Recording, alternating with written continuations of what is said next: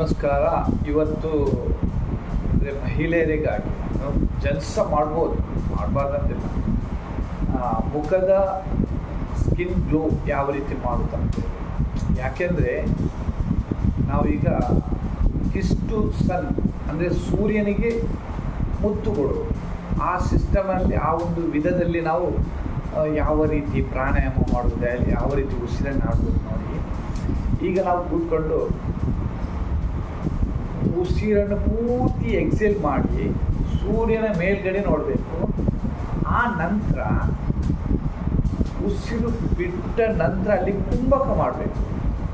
5 kiss ಕೊಡಬೇಕು. 5 kiss ಬಾಯಿದ ಕುಂಭಕವಾಗಿರಬೇಕು.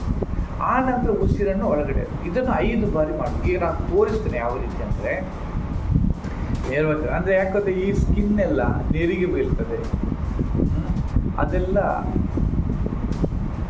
Remove ಆಗ್ತದೆ. ಅದಕ್ಕಾಗಿ ಮತ್ತು ಸ್ಕಿನ್ನಿದು ಗ್ಲೋಸ್ ಇಂಪ್ರೂವ್ಮೆಂಟ್ ಆಗ್ತದೆ. ನೋಡಿ, ಈಗ ನೋಡಿ,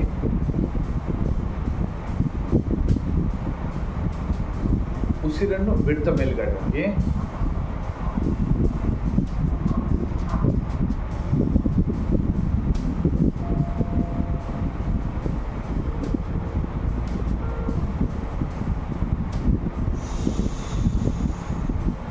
ಇದು 5 ಬಾರಿ ಮಾಡಬೇಕು. ಉದ್ದೇಶ ಯಾಕೆ ಅಂದರೆ, ಇದರ ಮೇನ್ ಉದ್ದೇಶ ನಾವು ಉಸಿರನ್ನು ಹೊರಗಡೆ ಬಿಡುವಾಗ, ಉಸಿರನ್ನು ಹೊರಗೆ ಬಿಡ್ತೇವಲ್ಲ, ಆಗ ನಮ್ಮ ಹಾರ್ಟಿನಿಂದ ರಕ್ತ ಹೊರಗೆ ಚಿಮ್ಮಲ್ಪಡ್ತದೆ, ಜಾಸ್ತಿ ಚಿಮ್ಮಲ್ಪಡ್ತದೆ.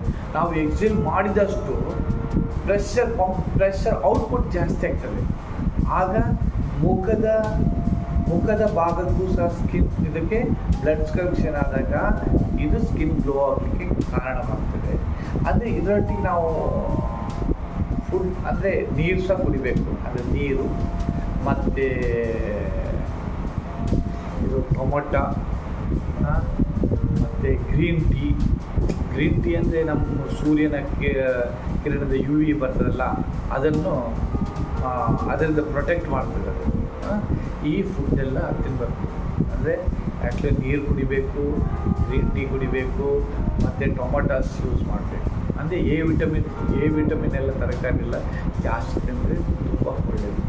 Okay, thank you.